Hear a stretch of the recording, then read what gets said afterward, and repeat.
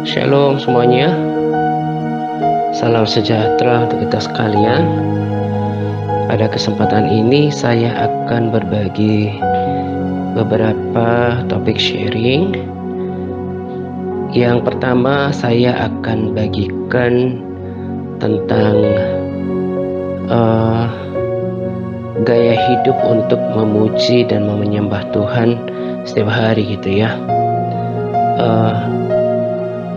Ketika saya menyelesaikan pembacaan Alkitab saya di kitab Mazmur, kali ini saya baca dari firman Allah yang hidup gitu ya. Saya tiba-tiba mengerti gitu ya, bahwa sebetulnya kalau kita mengerti dan memahami tujuan daripada Mazmur ini adalah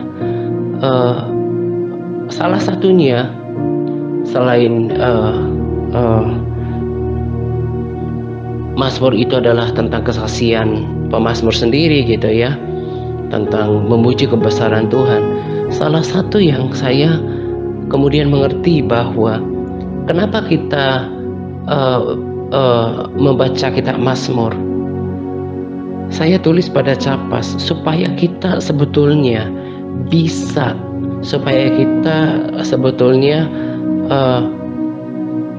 mengikuti atau melakukan hal yang sama di dalam kehidupan kita sehari-hari. Saya bacakan saja dengan singkat salah satu contoh daripada kalimat-kalimat dalam kitab Mazmur gitu ya. Di Mazmur 95 misalnya ayat 1, ayat 6 dan 7 ya. Ini hanya sedikit mewakili daripada isi kebanyakan dari Mazmur gitu ya. Dikatakan di sana, marilah kita bersorak-sorai untuk memuji Tuhan, bersorak-sorai bagi gunung batu keselamatan kita. Masuklah, marilah kita sujud menyembah, berlutut di hadapan Tuhan yang menjadikan kita. Sebab dialah Allah kita dan kitalah umat gembalaannya dan kawanan domba tuntunan tangannya. Nah, hampir semua kalimat-kalimat dalam Mazmur itu kan mengajak kita untuk memuji, menyembah Tuhan, membawa puji-pujian, bersorak-sorai di hadapan Tuhan. Tadi saya katakan, selain kita belajar tentang kesaksian pemazmur, kemudian menceritakan kebesaran, kekuatan, kemuliaan Tuhan gitu ya. Hari ini saya mau katakan kepada kita bahwa tujuan daripada Mazmur ini kita baca adalah untuk kemudian kita ikuti.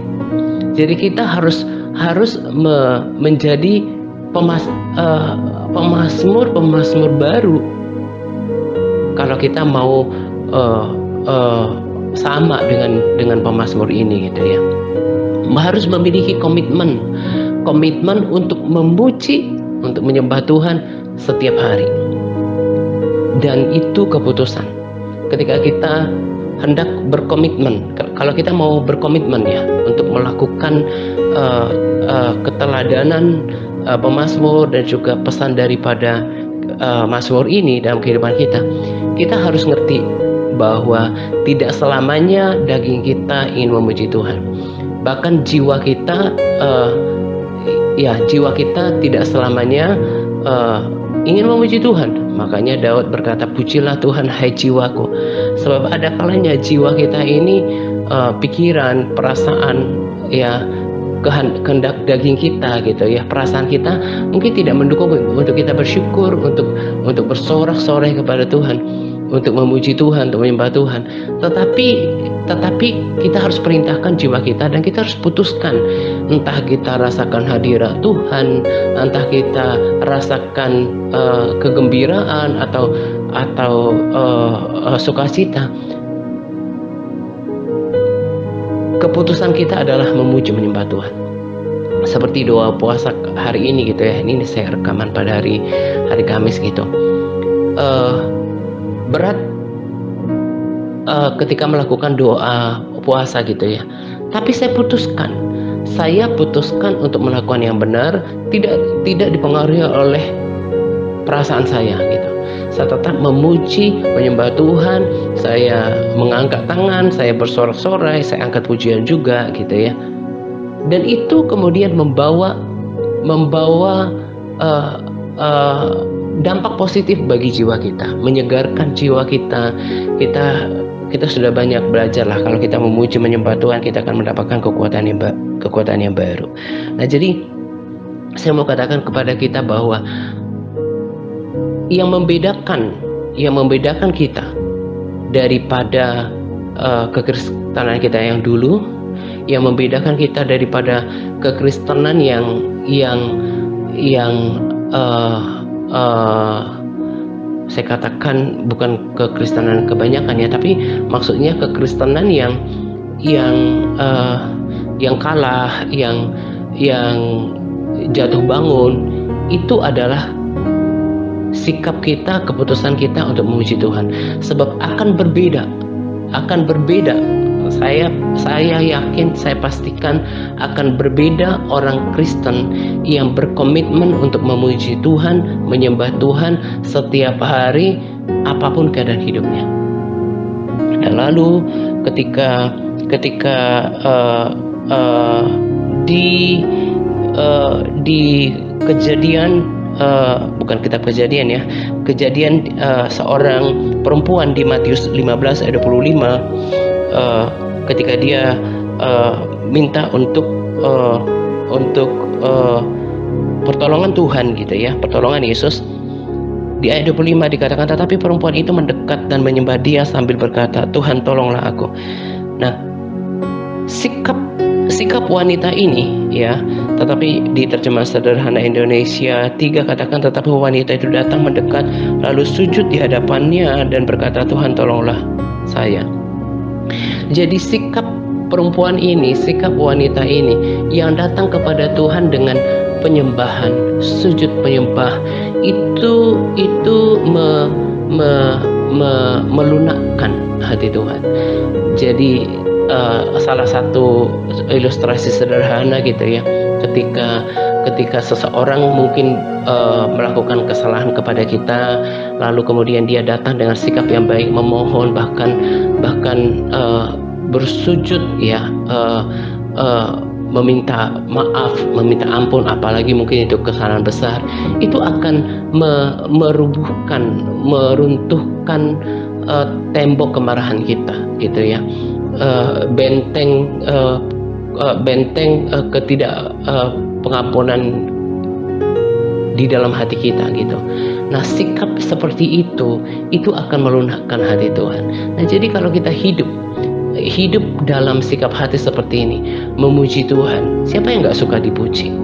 Ya, kalau dipuji dengan hati yang murni, itu kan, walaupun ada orang yang berkata saya nggak begitu suka dipuji gitu ya, misalnya biarlah Tuhan yang melihat semuanya, tapi pujian itu tidak bertentangan dengan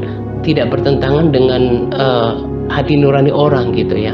Itu akan memberikan hal yang positif. Demikian juga dengan Tuhan.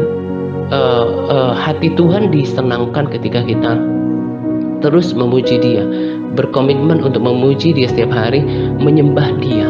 Ini kan sikap hati yang selalu merendahkan hati di hadapan Tuhan dan menyanjung Tuhan. Nah, ini akan membuat hati Tuhan tergerak untuk hidup kita, tergerak untuk apa saja ya, mungkin tergerak untuk pergumulan kita, tergerak untuk menolong kita dan banyak hal gitu. Jadi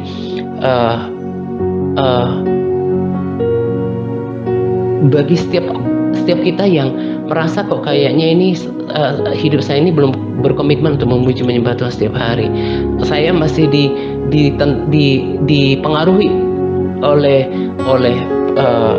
keadaan saya, dipengaruhi oleh perasaan saya ketika memuji Tuhan, saatnya untuk berubah sikap kalau ingin memiliki kehidupan yang berbeda, kehidupan yang berkemenangan. Paling tidak jiwa kita itu akan berbeda ketika kita memiliki sikap yang memuji menyembah Tuhan di dalam terhadap pribadi, terhadap diri kita sendiri mendapat keuntungan, jiwa kita dibuat bersuka, kita mendapatkan kekuatan yang baru. Di pihak Tuhan juga sama, Tuhan senang dipuji, dan juga dia hatinya itu menjadi luluh terhadap kita ketika kita selalu datang dengan penyembahan. Nah, ini yang membuat juga kekristenan kita selain enteng dijalani untuk kemudian terus melanjutkan pertandingan iman, ini juga akan membuat kita merasa tenang, gitu ya. Jadi orang-orang yang sepi dengan pujian, miskin dengan penyembahan kepada Tuhan, itu kerohanian itu kering, kerohanian itu pasti kering, gitu. Karena dia nggak dapatkan kekuatan yang baru, dia nggak dapatkan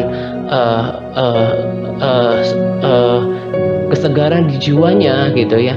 Dan juga dia tidak semakin ada kedekatan batin dengan Tuhan. Ya, ini hal sepele, hal yang kelihatannya bukan berasal dari teologi yang tinggi, tapi ini powerful. Ini yang dikerjakan oleh para pemazmur. Dan tadi saya katakan, saya ulangi bahwa sebetulnya salah satu tujuan kita belajar daripada Mazmur selain kita belajar tentang kebesaran Tuhan, kekuatan Tuhan, kemuliaan Tuhan, tetapi supaya kita juga melakukan hal yang sama setiap hari. Saya praktekkan itu dalam kehidupan saya, dan saya lihat apa yang terjadi di dalam jiwa saya, kerohanian saya, dan saya semakin memiliki kedekatan batin dengan Tuhan, gitu ya. Nah, jadi walaupun ini hanya sharing sederhana, kalau diikuti dengan kerendahan hati, setiap kita akan nanti menyaksikan hal yang luar biasa, hal yang positif terjadi dalam kerohanian kita, gitu ya. Nah, itu yang pertama. Lalu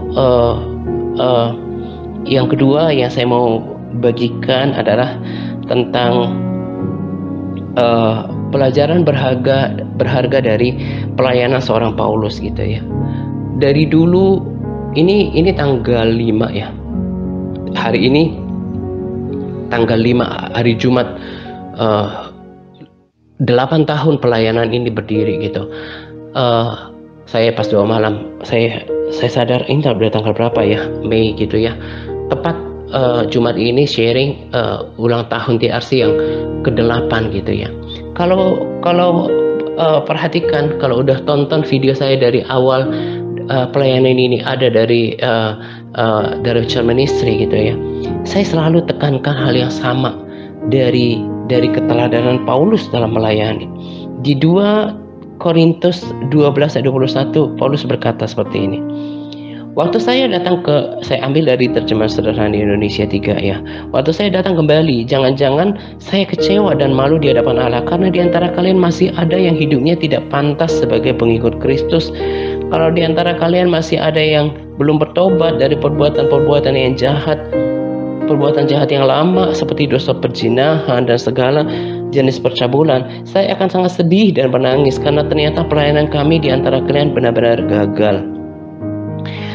Ayat 2 Korintus 13 ayat 2. Sementara kita masih berjauhan, saya tuliskan kembali peringatan yang sama pada waktu itu, pada waktu kunjungan kali ini. Siapapun di antara kalian yang masih terus hidup dalam dosa, pasti akan saya beri hukuman. Ini berlaku untuk kalian semuanya, khususnya orang-orang yang sudah hidup di dalam dosa sejak kunjungan saya yang kedua. Jadi yang pertama yang selalu ditekankan Paulus adalah supaya hidup di dalam ketaatan. Di Roma, kalau tidak salah, sudah lama saya tidak sebutkan ini, di Roma 5 ayat 15 rasanya, atau Roma 1 ayat 15, dikatakan bahwa dia menuntun orang kepada ketaatan. Belum lama ini juga saya katakan bahwa Paulus memuji jemaat Korintus karena ketaatannya. Jadi seorang pelayan Tuhan, salah satu goalnya dalam melayani jiwa-jiwa, dan itu terucap dari apa yang disampaikannya, gitu ya, di dalam pelayanan, bahwa dia harus menuntun orang supaya meninggalkan dosa. Karena apa? Dosa itu mendatangkan maut gitu. Nah, jadi itu yang saya katakan tempo hari ya. Jadi saya jelaskan lagi bahwa saya bukan anti terhadap oknum hamba Tuhan yang misalnya diberikan karunia untuk bernubuat, penglihatan gitu ya, dan juga kesembuhan. Tetapi kalau kemudian tidak diimbangi dengan bagaimana setiap jiwa yang dituntun itu tidak dilayani, itu tidak dituntun kepada ketaatan, dituntun kepada untuk hidup dalam kebenaran. Salah satunya adalah ukurannya adalah kalau orang hidup dalam kebenaran dan hidup dalam ketaatan, udah nggak lagi hidup dalam dosa, udah harus tinggalkan dosa. Tidak boleh seperti itu. Jadi kita ngikut Tuhan tapi masih kita dengan langkah yang satu, kaki yang satu mengikut Tuhan, tapi dengan kaki yang lain kita masih tetap menikmati dosa, itu nggak bisa. Itu adalah kekristenan yang sia-sia. Nah, itu yang kemarin saya katakan. Jadi saya berharap kita tidak mengerti, bukan berarti saya seolah menentang pelayanan yang seperti itu gitu ya. Adalah salah. Ini saya terutama tekankan kepada orang Kristen sendiri. Adalah salah kalau merasa nyaman dengan hanya mengikut Tuhan hanya dengan hal-hal seperti itu, ya kan? Nah, dan kalau ada oknum hamba Tuhan, kemarin kan saya katakan gini, firman Tuhan itu pasti digenapi. Ngapain Tuhan bilang kalau pada hari-hari terakhir ada orang yang bernubuat, yang mengusir setan demi namamu, kemudian Tuhan katakan kau pembuat kejahatan? Karena memang itu akan ada nanti gitu. Nah, jadi harusnya kalau ada bukan harusnya ya. Jadi kalau ada oknum hamba Tuhan yang kemudian seolah menarik jiwa-jiwa, fokusnya pada karunia yang ada pada dia, itu menurut pemahaman saya itu nggak benar gitu ya. Kita tidak sedang menghakimi di sini ya, saya cuma mau cerahkan pikiran kita semuanya. Seperti pelayanan Paulus, setiap orang yang melayani Tuhan harus menuntun setiap orang untuk hidup dalam standar kebenaran. Kemudian apakah itu realnya? Yaitu adalah hidup dalam ketaatan, tidak lagi melakukan hal yang tidak pantas layaknya seorang percaya. Kita udah harga mati namanya kalau kita mau ikut Tuhan. Kita terus belajar taat dan harus meninggalkan dosa itu sendiri, apapun itu.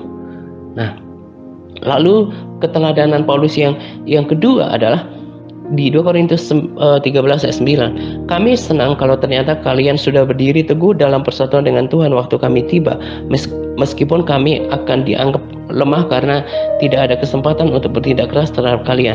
Kami juga berdoa supaya kehidupan rohani kalian semakin bertumbuh. Ya, saya baca lagi ayat pendukungnya di 2 Korintus 13 ayat 11. Akhir kata, saudara-saudari, bersukacitalah, usahakan kehidupan rohani kalian masing-masing terus bertumbuh. Ya, jadi usahakan supaya bertumbuh. Terimalah semua nasihat saya, hendaklah kalian sehati sepikir dalam hidup dengan damai. Saya berdoa kiranya Tuhan sumber kasih dan ketenangan senantiasa menyertai kalian. Jadi selain tadi gitu ya, jadi gambarannya ya, kalau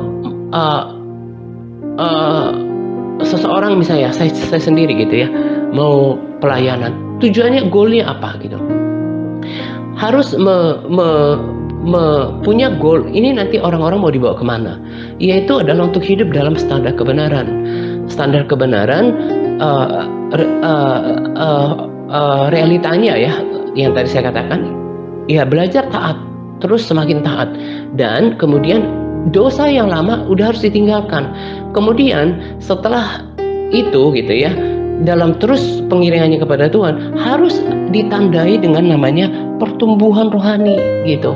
Orang yang bertumbuh rohani, salah satu beberapa hal diantaranya seperti yang saya katakan tadi, dia udah mau bersedia untuk taat, dia juga sudah tahu bahwa dosa itu tidak berkenan di hadapan Tuhan.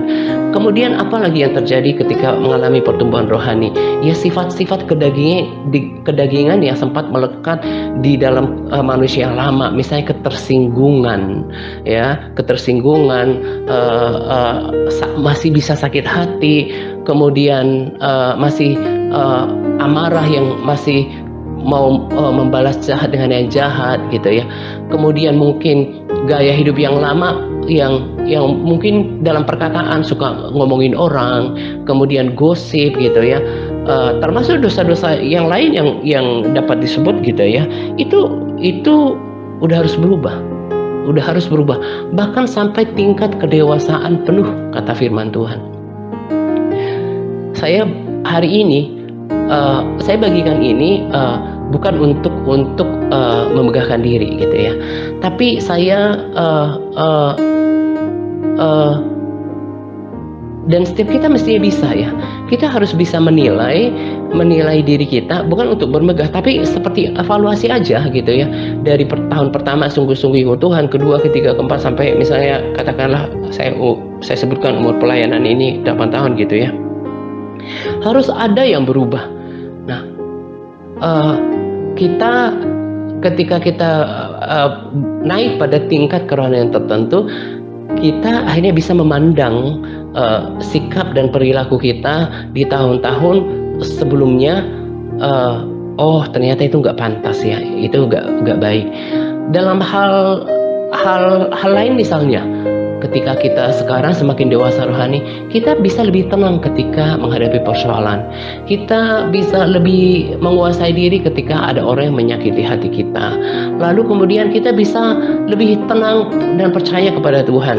Kemudian juga kita bisa seperti yang saya saksikan hari ini, yang tadi saya katakan bahwa kita bisa semakin aktivasi kuasa Tuhan yang ada dalam diri kita.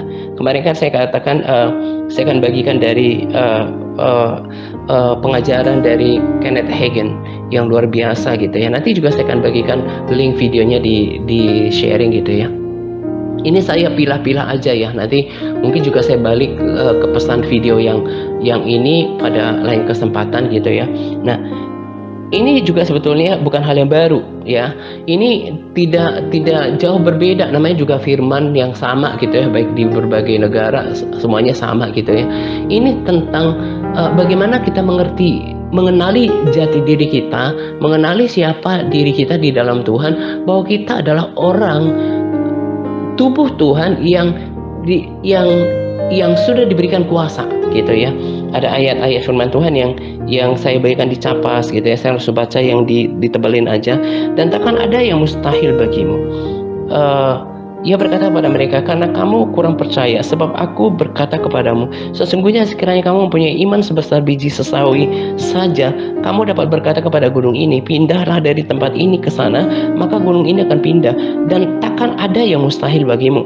Di terjemahan sederhana Indonesia, kata Yesus, karena kalian kurang yakin akan kuasa Allah, aku menegaskan kepada kamu, kalau kamu mempunyai keyakinan sebesar biji sawi saja, kamu bisa berkata pada gunung ini, pindahlah ke sana, maka gunung itu pasti pindah. Dengan begitu, tidak ada satupun yang tidak bisa kalian lakukan. Ada juga di ILT 3 tentang Yakobus 5 ayat 16, dua orang yang benar ketika bekerja memiliki kekuatan yang besar. Nah, jadi ini masih ada hubungannya dengan yang tadi ya saya katakan tentang bagaimana bertumbuh dalam kerohanian. Orang yang bertumbuh dalam kerohanian sedangkan selain hal tadi yang taat, yang tahu bahwa dosa itu nggak berkenan kepada Tuhan, tentang karakter tadi yang diubahkan, tetapi juga kapasitas dirinya, kapasitas kerohaniannya, kapasitas imannya. Saya bersyukur lewat setiap situasi Tuhan latih saya gitu ya. Kemarin habis dua puasa gitu ya, sekonyong-konyong ada angin kencang gitu ya, besar sekali gitu. Dan pas selesai saya dua puasa gitu, dan saya buka pintu, saya katakan saya perintahkan tuh badai tenang dalam nama Yesus gitu. Dan badainya tenang. Hari ini saya lagi ngisi Tedmon ya, persediaan air Tedmon, uh, dan kalau hujan besar biasanya airnya kurang jernih gitu. Nah jadi biasanya itu saya buang dulu, air yang ya lama, sekitar berapa puluh menit gitu ya, lalu saya biarkan turun air baru, lalu saya isi Tedmon gitu. Nah hujan udah mau datang nih gitu ya, dan saya katakan kalau tadi kan saya udah prepare, udah kuras dulu air lama mau isi Tedmon. Nanti kalau hujan diguyur lagi kan kembali lagi sia-sia yang saya lakukan, airnya bisa keruh lagi kan. Dan saya katakan hujan tidak akan datang sebelum saya mengisi Tedmon. Dan sekarang saya rekaman ini, saya lakukan sekitar kurang lebih 1 jam tadi gitu, dan tidak ada hujan. Saya mau katakan pada kita, saya tidak sedang menyombongkan diri. Dulu saya itu gereja tradisi yang nggak percaya namanya bahasa roh, sangat anti. Dan demikian juga dengan hal-hal kayak gini, ya kan, yang berkata dengan iman, berkata dengan penuh kuasa, itu jauh daripada pikiran saya. Dan saya tidak ada niat untuk memegahkan diri gitu ya. Saya hanya mendorong kita. Nanti tonton video Kenneth Hagin, seorang yang kelihatannya sangat sombong, tetapi ternyata kenapa dia begitu seperti orang yang berkuasa, yang begitu yakin dengan dirinya sendiri, karena dia tahu siapa yang ada di belakangnya. Ketika saya katakan tidak ada hujan sebelum saya selesai mengisi Tedmon gitu ya, tapi seperti ada ancaman gitu ya, datang kayak hujan mau gede gitu ya, ada gelombang-gelombang mau datang. Itu seperti mengancam diri saya gitu ya. Tetapi saya katakan perkataanku yang terjadi. Nah, nanti tonton videonya, itu benar-benar penuh kuasa. Dia tahu siapa dia. Kelihatannya sombong, ternyata sesungguhnya tidak. Tapi karena dia tahu siapa Allah yang ada di belakangnya. Ketika kita beriman kepada Tuhan, surga membackup kita, dan Tuhan tidak akan mempermalukan kita. Ketika kita percaya kepada namanya, kita menggunakan nama Yesus gitu. Nah, ini juga salah satu yang diharapkan sebetulnya dari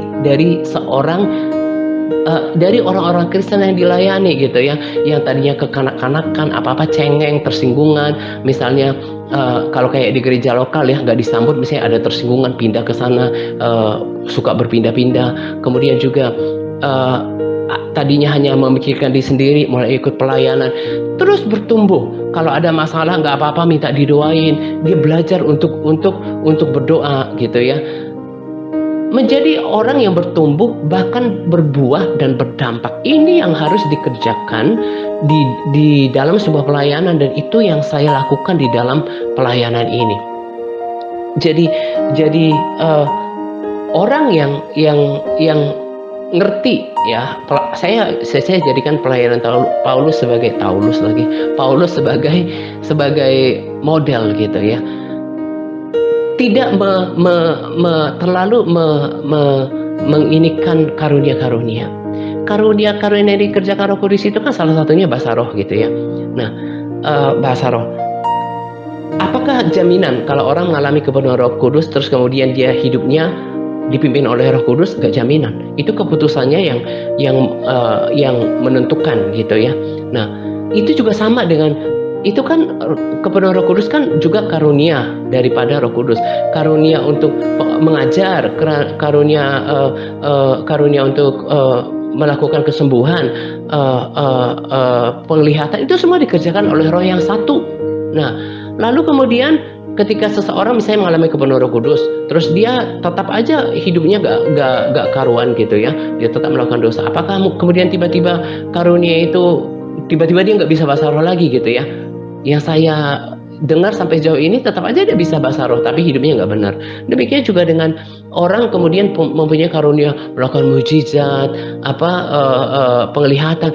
Jangan terlalu maksudnya mengagung-agungkan itu gitu ya. Sebab yang paling utama yang saya mau tekankan seperti yang Paulus katakan adalah orang kalau memang dia memiliki kesungguhan udah ikut Tuhan, ini harus menjadi tandanya hidup dalam kebenaran, hidup dalam ketaatan, tidak lagi berkompromi dengan dosa, kemudian bertumbuh dalam kerohanian. Bahkan kalau udah bertumbuh sama seperti tanaman tumbuh kan, lalu kalau dia tumbuhan hanya berbunga, nanti menghasilkan bunga dan bisa dinikmati oleh orang yang melihatnya. Kalau dia tanaman buah, dia pasti berbuah dan menghasilkan buah yang manis dan dinikmati banyak orang. Itu menjadi ukuran. Nah, itu yang saya terus kerjakan di dalam pelayanan ini. Salah satunya juga adalah buah-buah rohnya. Bagaimana dia memiliki kesetiaan, bagaimana dia menghasilkan kesetiaan, kesabaran, kebajikan gitu ya, penguasaan diri, penuh dengan sukacita setiap hari. Itu yang harus menjadi tanda bagi diri kita. Apakah kita selama ini dalam ikut Tuhan itu ada progres gak? Gitu. Nah, jadi kalau di dalam pelayanan ini yang saya utamakan adalah yang penting kelihatannya banyak, dilihat orang tuh banyak gitu ya. Udah nggak dikeluarin orang-orangnya dari dulu, bahkan dari tahun 2017 udah. Kalau kita sekarang digabung sama TRC kan ya mungkin kurang lebih 200-an ya. Ya mungkin kalau orang-orang itu ada mungkin 500-an orang, tapi bukan itu yang dicari. Saya masih ingat dulu ya, ada seorang pengusaha mebel gitu ya, tepatnya sih dia punya toko rasanya, saya nggak tahu dia punya bengkel apa enggak gitu. Dia sempat ikut PAR gitu ya, udah tahun 2017-an gitu ya. Soal taburannya rasanya paling gede waktu itu ya ke TRC, tapi hati saya tuh gusar gitu ya, nggak mau, karena kalau dia menabur tapi dia nggak bertumbuh gitu. Nah, jadi jelas sekali goalnya saya dalam melayani, makanya saya nggak pernah putus asa gitu ya, dan saya tetap bisa bersukacita dengan kumpulan yang sedikit tapi berkualitas, karena saya udah punya gambaran. Saya memang punya tujuan dalam melayani seperti Paulus gitu ya. Saya mau orang-orang yang saya layani itu hidup dalam ketaatan. Saya mau yang saya anggap MTRC itu udah lagi nggak bisa lagi dong kalau misalnya udah ikut Tuhan, katanya mau sungguh-sungguh bertobat tapi masih lakukan dosa-dosa yang lama. Nggak bisa begitu, dan harus terus bertumbuh. Makanya kita yang di MTRC ya kelihatannya kelihatannya itu seolah-olah orang yang gimana ya membahasakannya itu, submissionnya itu bagus gitu ya, seolah-olah saya seperti orang yang otoriter gitu ya, tapi gimana saya membahasakannya ya hatinya MTRC itu udah memiliki kerendahan hati untuk dituntun gitu, itu maksudnya.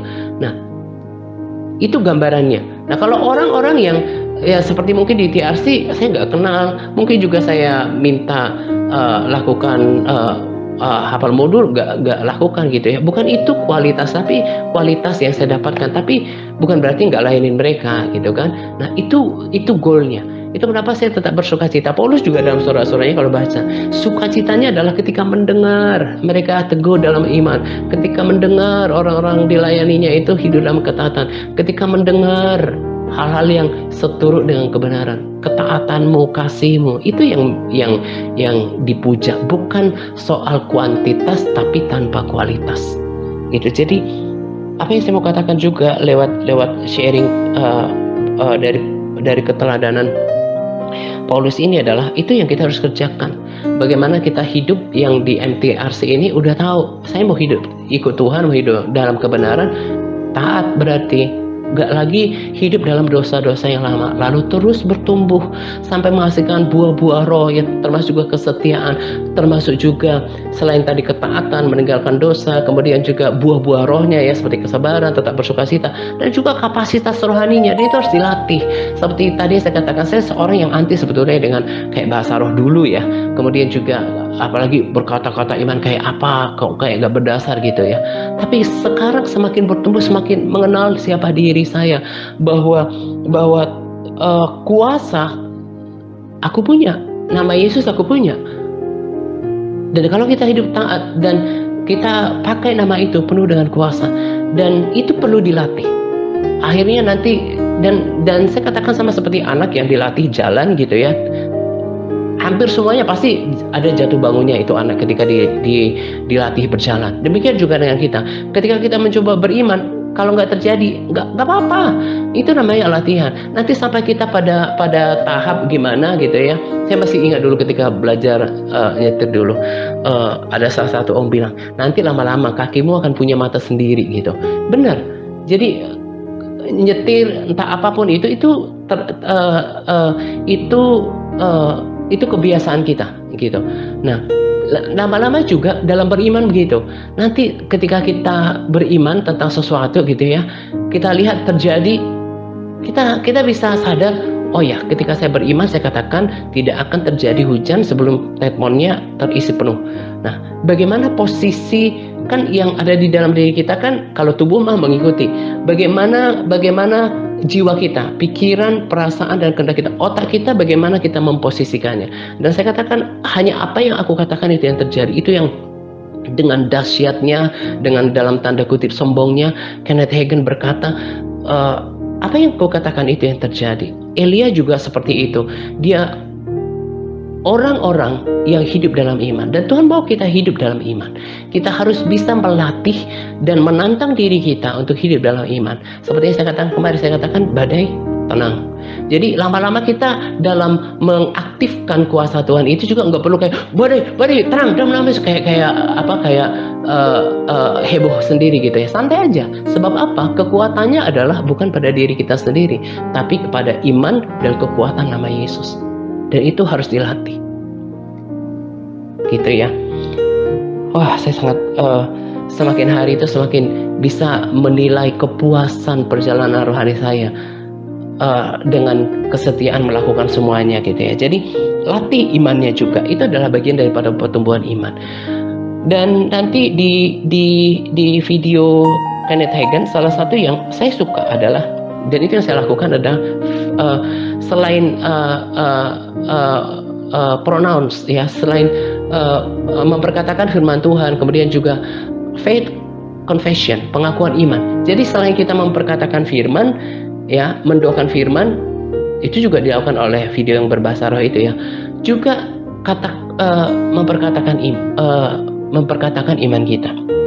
Jadi ketika baca Mazmur misalnya, Tuhan adalah gembalaku.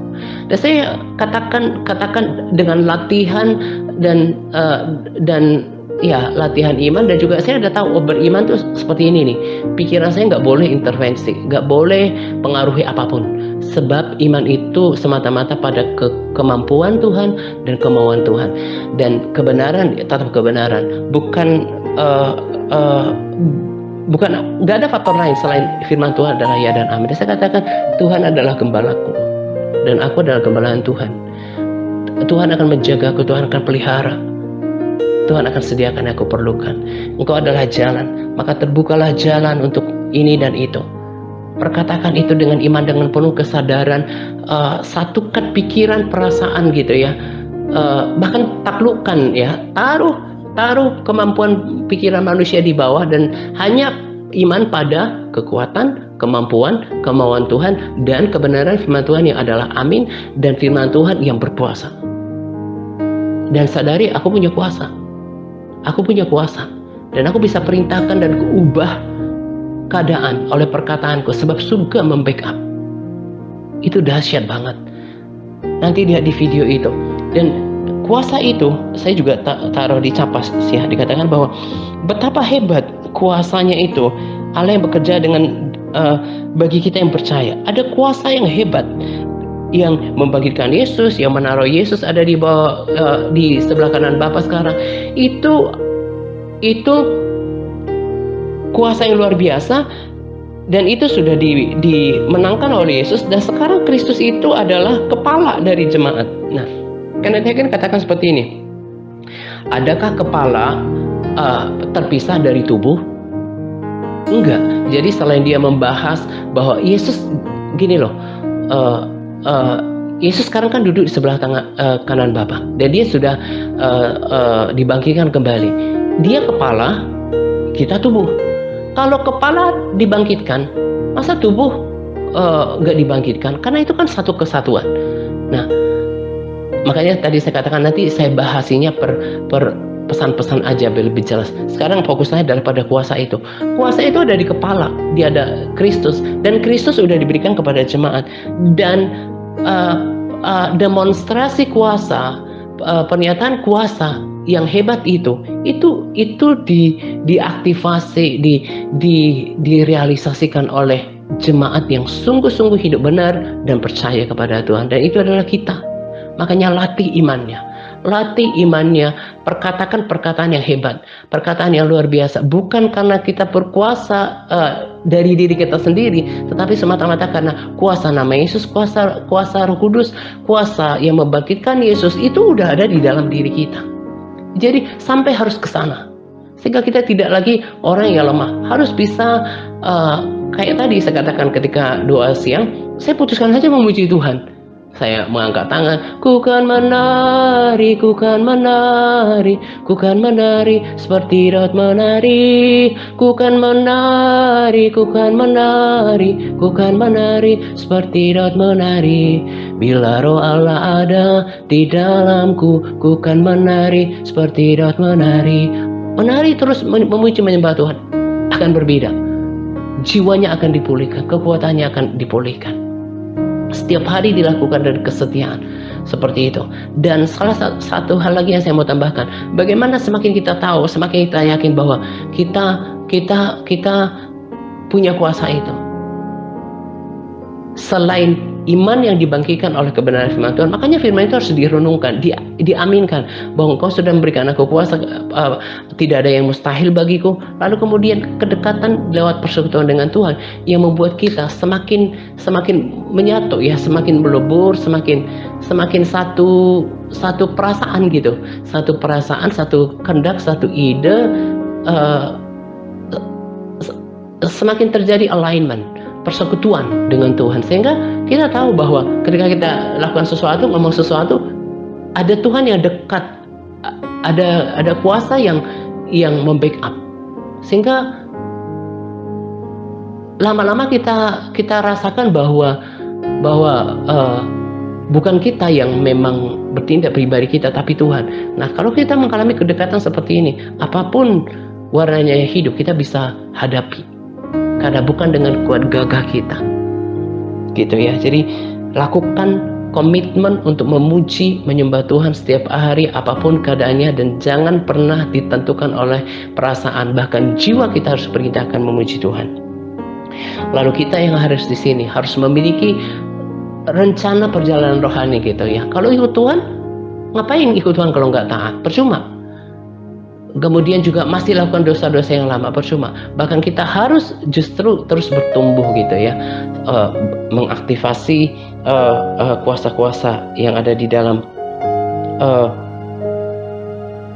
semua janji-janji Tuhan yang ada di dalam diri kita. Makanya katakan yes and amen, ya dan amin untuk semua firman Tuhan. Dan yang terakhir saya mau bagikan, ini sebenarnya nggak penting-penting amat gitu ya, tapi berguna untuk peringatan kita. Jadi belum lama kan saya katakan, biarlah yang berbuat jahat tetap berbuat jahat, yang benar tetap hidup benar, yang suci tetap berbuat suci gitu ya. Ada di dalam kitab Wahyu. Saya juga belum lama bagikan ini gitu ya. Kemarin saya tonton sebuah video gitu ya, ada saja ya oknum hamba Tuhan yang kasihan sekali untuk masih saja ternyata membuat video yang bahkan mungkin dugaan saya ya, saya nggak menuduh, ya bisa saja dia karena mungkin iri dengan pelayanan hamba Tuhan tertentu, kemudian dia membuat video yang menyerang gitu ya. Saya berpikir gini, andaikan saja beliau ini sadar bahwa sebetulnya kembali kepada firman, orang yang baik mengeluarkan hal yang baik dari perbendaharaan yang baik, orang yang jahat mengeluarkan hal yang jahat dari bendaharanya yang jahat gitu. Kan dari situ aja udah terang benderang. Buah perkataan itu sudah menentukan.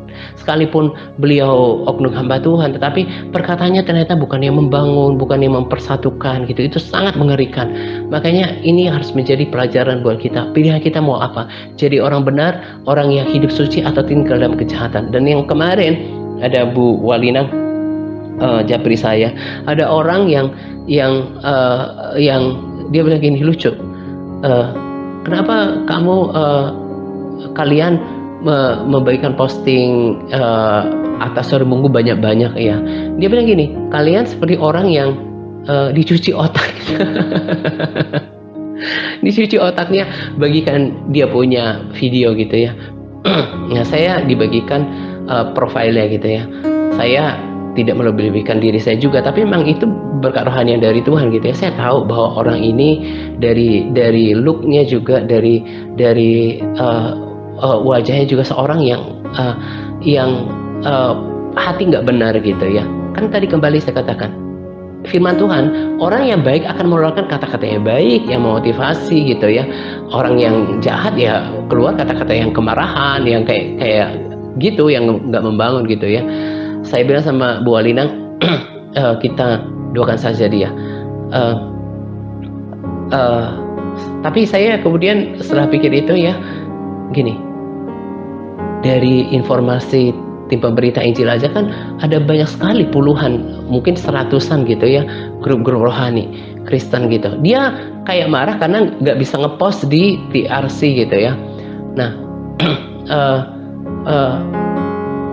harusnya kan kalau dia pengen berbagi di sana-sana kan masih banyak. Apakah gara-gara nggak bisa di TRC kemudian itu menimbulkan kemarahan bagi dirinya gitu ya? Atau betapa bergengsinya sekali bisa ngepost di TRC gitu ya? Jadi saya memandang ini sebagai lucu gitu ya, karena ya jelas sudah berbeda lah dari dulu. Kalau ada yang seperti itu ya mungkin sedikit marah, tapi kalau ini cuma kasihan gitu, padahal postingnya juga posting rohani gitu. Nah kemudian saya bilang sama Bu Alina, kita doakan saja gitu. Ketika saya doa puasa, saya harus jujur sama Tuhan, gak pengen doain dia gitu ya, tapi saya pilih apa? Saya berbahasa roh mendoakan dia gitu ya. Tapi pada akhirnya di akhir saya akhirnya dahsyat sekali bahasa roh itu ya, doa yang sempurna. Akhirnya kemudian saya punya hati untuk doakan dia dengan doa akal budi. Saya Tuhan katakan berkati dia, ubahkan hatinya yang keras, insyafkan dia akan kebenaran, dosa buat dia mengerti gitu ya. Karena dia juga kelihatan rohani gitu, tapi keluar ucapan-ucapan seperti ini. Jadi dia nggak tahu, dari dulu kan kita di TRC ini bukan pelayanan yang kayak biasa, grup-grup yang orang bisa berbagi foto yang nggak penting. Ini sebuah pelayanan. Ini sama lah kayak misalnya gereja yang saya rekomendasikan videonya. Kan semua harus turut sama pimpinan gitu ya. Kita punya visi mau bagikan kemana. Mereka kan misionarisnya mereka, hamba-hamba Tuhan full timers mereka kan harus dapat tuntunan dari gembala sidangnya kan, gembala seniornya gitu. Nah, andaikan saja ibu ini tahu kebenaran bahwa ya tentang menjaga hati, kemudian juga bagaimana ada sebuah pelayanan bahwa semua orang ikut pada kepemimpinan. Dari zaman dulu Tuhan bicara pada pemimpin, memberikan arahan ke Yosua gitu ya. Tapi ya itu tadi saya bilang prihatin gitu, kelihatan rohani, berkata-kata tapi belum diubahkan. Di TRC tidak betah orang-orang seperti ini. Hanya orang yang terus mau taat, mau diubahkan, dan mau bertumbuh yang tetap tinggal di MTRC. Dan tadi saya katakan biar ini menjadi peringatan buat kita. Sekali lagi saya katakan kebenaran firman Tuhan. Kalau Tuhan tulis itu pasti digenapi.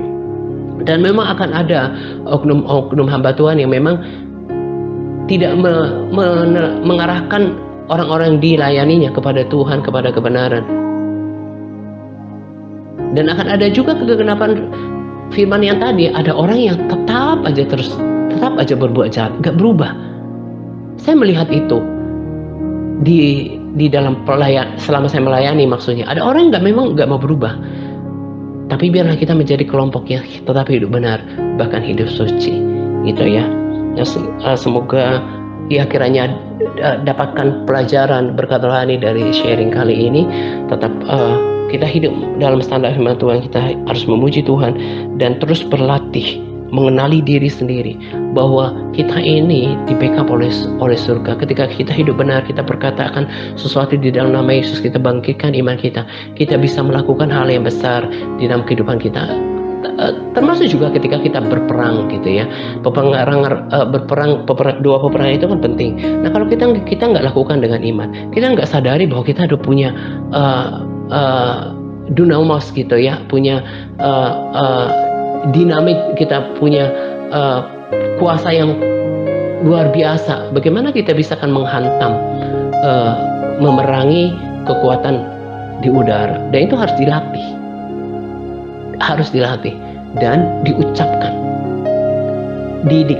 dipahami, disadari, dan harus mengerti siapa kita di dalam Tuhan, supaya kita menjadi orang-orang yang bahkan lebih daripada seorang pemenang gitu ya. Ini saja sharing yang saya mau bagikan untuk kita. Semangat Tuhan Yesus memberkati kita senantiasa. Amin.